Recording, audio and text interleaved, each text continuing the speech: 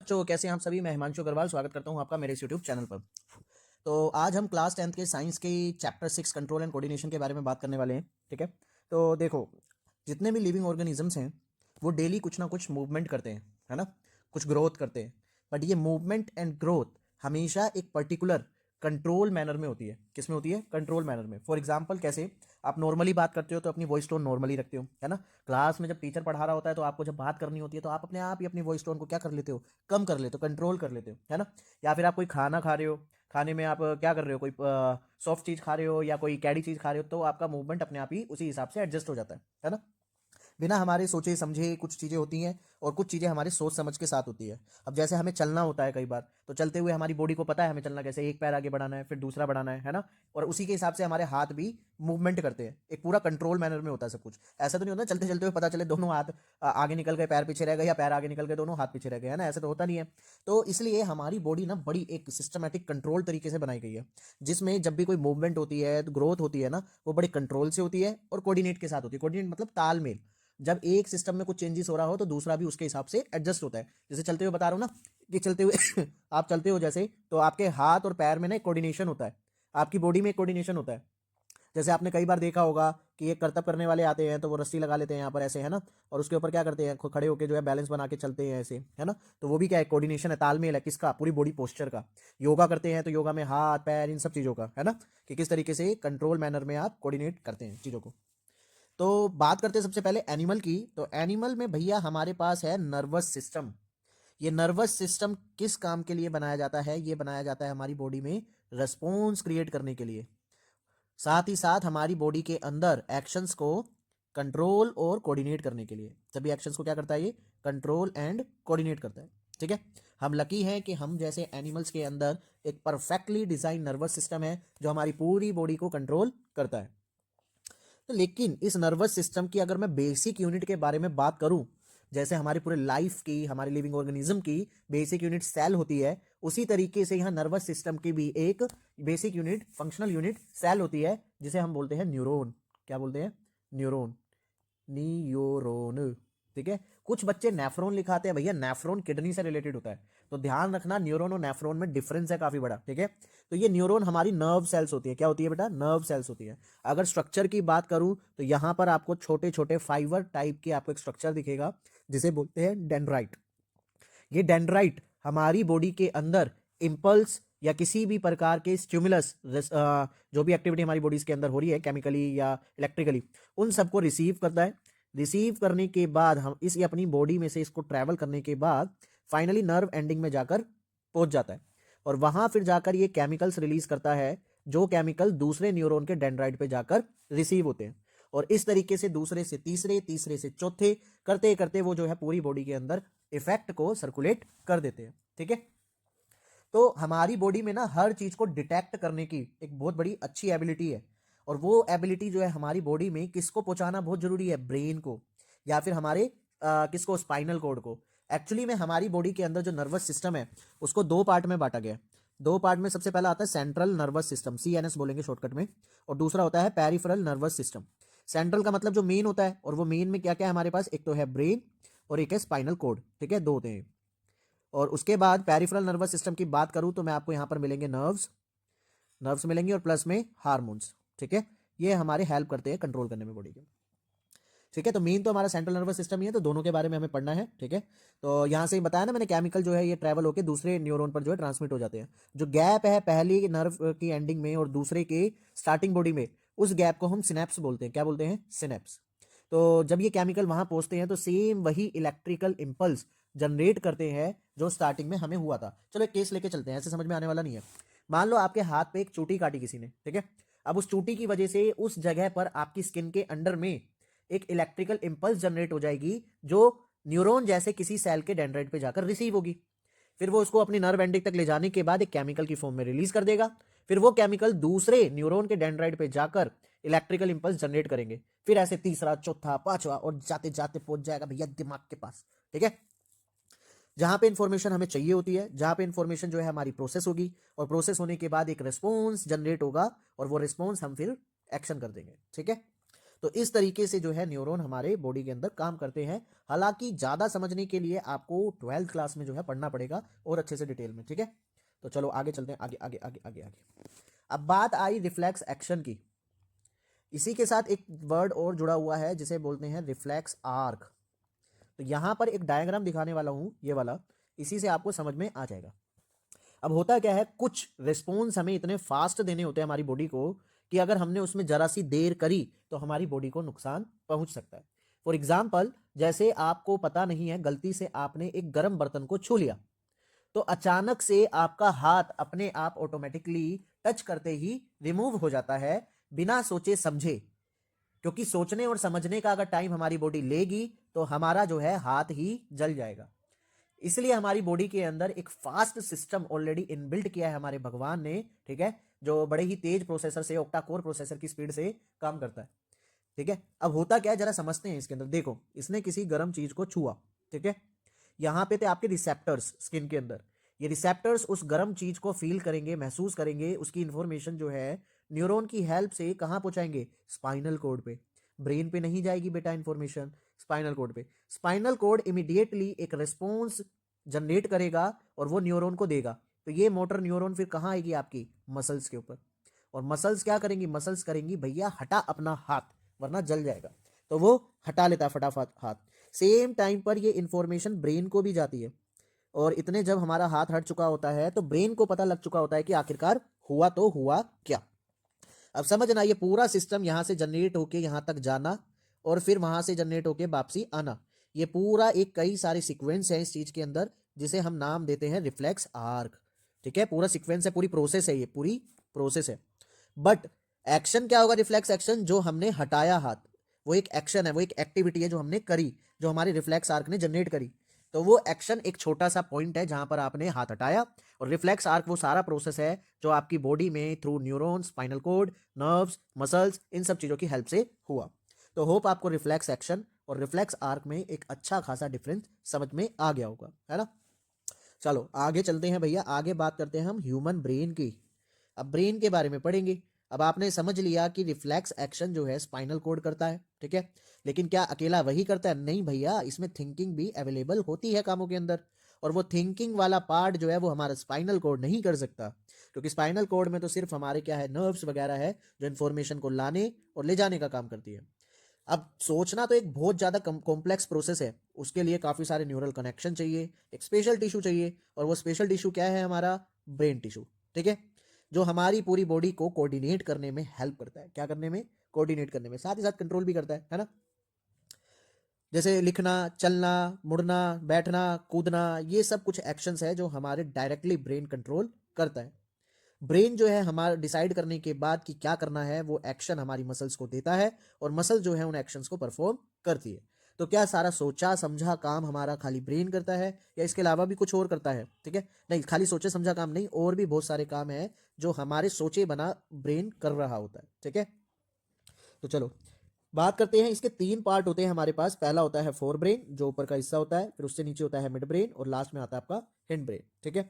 अभी आगे मैं दिखाता हूँ, एक मिनट, ये देखो, ये सारा का सारा आपका फोर ब्रेन पार्ट है। ये इससे नीचे मिड ब्रेन है और उससे नीचे हिंड ब्रेन है। यहाँ पे कहते हैं ना, यहाँ मत मारा कर सेठ, यहाँ छोटी बुद्धि होती है ना। पिक्चर में देखा होगा आपने, सटक जाएगी बुद्धि। तो अब देखते क्या कह रहा है। फोर ब्रेन मेन पार्ट है जहां पर आपका थिंकिंग प्रोसेस होती है, जहां पे आपके सेंसरी इंपल्स रिसीव होते हैं। और फोर ब्रेन के अंदर अलग अलग एरिया होते हैं, जो कोई हियरिंग का काम करते हैं, सुनने का, सूंघने का, देखने का प्रोसेस होता है, अलग अलग एरिया, ठीक है, जहां पर अलग अलग इंफॉर्मेशन लाई जाती है, ठीक है। उसके बेसिस पर डिसीजन लिया जाता है कि आखिरकार अब कैसे रिस्पॉन्स करना है। फिर वो रिस्पॉन्स पैक करके मोटर न्यूरॉन्स को दे दिया जाता है, और फिर ये मोटर न्यूरॉन्स जो है जाकर आपकी मसल्स को कंट्रोल करते हैं, ठीक है। जैसे फॉर एग्जांपल हमारी लेग मसल्स हो गई, हाथ की मसल्स हो गई, ठीक है, बहुत सारी हो गई। चलो इसके अलावा हमें ये कैसे पता लगता है कि हमने खा लिया, हमारा पेट भर गया, हमारा पेट जो है फुल हो गया एकदम, ठीक है, हमें भूख लग रही है, इसके लिए भी एक स्पेशल पार्ट होता है फोर ब्रेन में, ठीक है। हमारे मुंह में कई बार जो है किसी चीज को देखकर, खाने वाने को देखकर हमारे जो है पानी आ जाता है, हमारी हार्ट बीट्स ये धड़कती रहती है बिना समझे सोचे, है ना। हम सोचे कि हमारी धड़कन रुक जाए तो नहीं रुकेगी ना। इन सब एक्टिविटीज को हम कंट्रोल नहीं कर सकते अगर हम करना भी चाहे तो। सांस लेना, फूड को डाइजेस्ट करना, ठीक है, हमारी आंखों के प्यूपिल का साइज चेंज होना, और भी बहुत सारे ऐसे एक्शंस आपको मिल जाएंगे। ये ज़्यादातर इनवॉल्यूंटरी एक्शन सारे के सारे जो हमारे सोचे बगैर हो रहे हैं वो करते हैं mid brain and hind brain. जैसे कि ब्लड प्रेशर, सैलिवेशन, सलाइवा का प्रोड्यूस होना, वोमिटिंग होना, ये मेडुला द्वारा कंट्रोल किया जाता है, जो आपके हिंड ब्रेन में पाया जाता है। ठीक है, यहाँ देखो हिंड ब्रेन आपको दे रखे हैं 3 पार्ट। ठीक है, अब बात करते हैं वॉकिंग करना एक स्ट्रेट लाइन में, राइडिंग करना, बाइसिकल, पेंसिल को पिकअप करना, इन सब चीज़ों में ना बैलेंस की जरूरत पड़ती है। और बैलेंसिंग के लिए एक स्पेशल पार्ट होता है हिंड ब्रेन में जिसे बोलते हैं सेरिबेलम। ठीक है, ये हमारी वॉल्यूंटरी एक्शंस को बड़े प्रिसाइज और एक पोस्चर मेंटेन करने के लिए और बैलेंस बनाने के लिए हेल्प करता है। ठीक है, अगर सोचो बैलेंस वगैरह नहीं होगा तो फिर क्या होगा हमारे को। ठीक है, तो ब्रेन का इतना ही दे रखा था आपके लेवल पर। अब बात करते हैं इस टिश्यू के प्रोटेक्शन की। एक बहुत ही नाजुक सा ऑर्गन है हमारा ये ब्रेन, जो हमारे लिए इतना इंपॉर्टेंट है कि हमारे बॉडी की बहुत सारी एक्टिविटीज को कंट्रोल करता है, तो उसको प्रोटेक्ट करना भी बहुत जरूरी है। तो हमारे गॉड ने, हमारे भगवान ने हमारी बॉडी को इस तरीके से डिजाइन किया है कि ब्रेन जो है छोटे से हड्डी के बने बक्से में रख दिया गया है। ठीक है, इस तरीके से है ना, और यहाँ रख दिया है हमारा ब्रेन। इस ब्रेन के अंदर लिक्विड भी होता है भरा हुआ, जिससे कि कोई इस पे इम्पैक्ट पड़े, झटका इसे लगे, तो वो इम्पैक्ट का प्रेशर ये लिक्विड एब्जॉर्ब कर ले। तो देखो कितना सोच समझ के जो है बनाया गया है ना। तो अगर आप अपना हैंड जो है मिडल में लगाओगे नीचे बैक के, तो आपको एक हार्ड सा बम्पी स्ट्रक्चर दिखेगा। ये होती है हमारी वर्टेब्रल कॉलम, जिसे हम रीढ़ की हड्डी भी बोलते हैं। ऐसे ये देखो कमर के बिल्कुल बीचों बीच लगाओगे ना तो ये मिलेगा।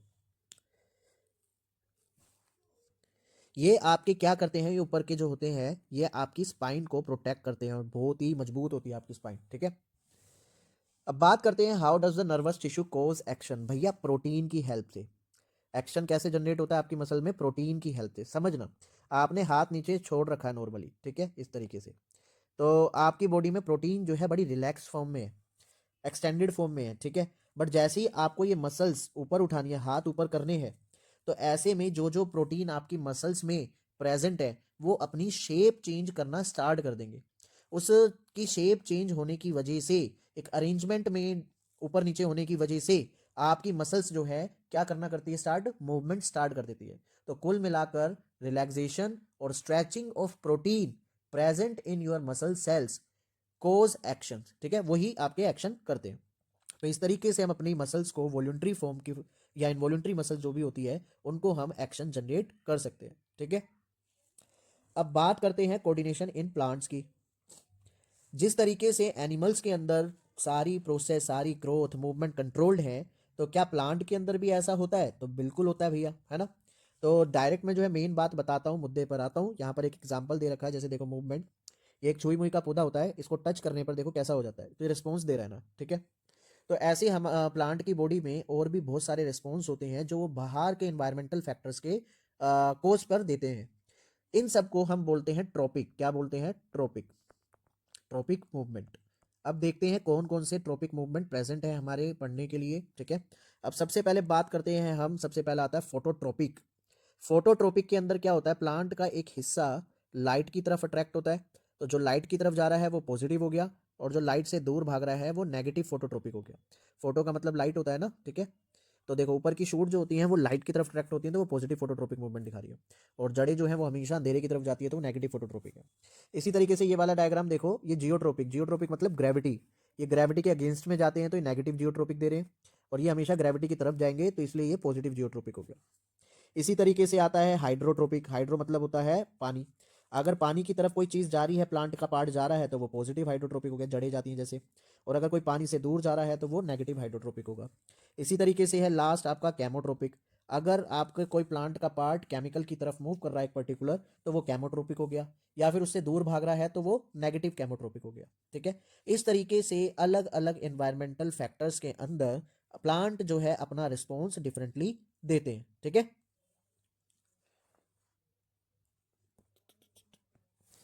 लेकिन इसके अलावा प्लांट के अंदर एक और सिस्टम है जो कि है हार्मोन्स, जो हमारे अंदर भी है, अभी पढ़ेंगे। ठीक है, लोचे वाले हैं ये। ठीक है, तो ये हार्मोन्स की हेल्प से भी जो है प्लांट अपनी बॉडी की ग्रोथ या फिर जो मूवमेंट है उनको कंट्रोल करते हैं।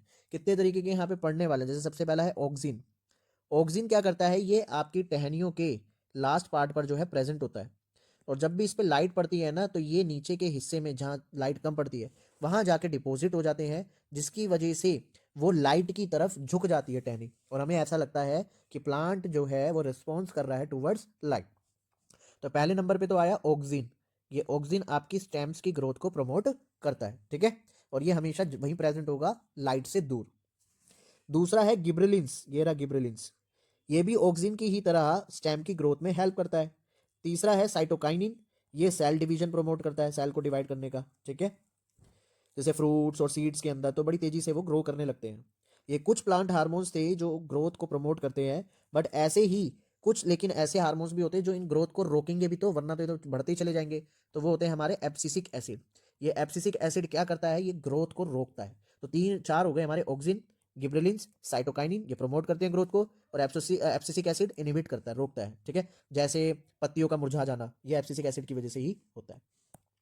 तो चलो भैया, अब बात करते हैं हमारे अंदर पेरिफेरल नर्वस सिस्टम के एक हार्मोन सिस्टम की।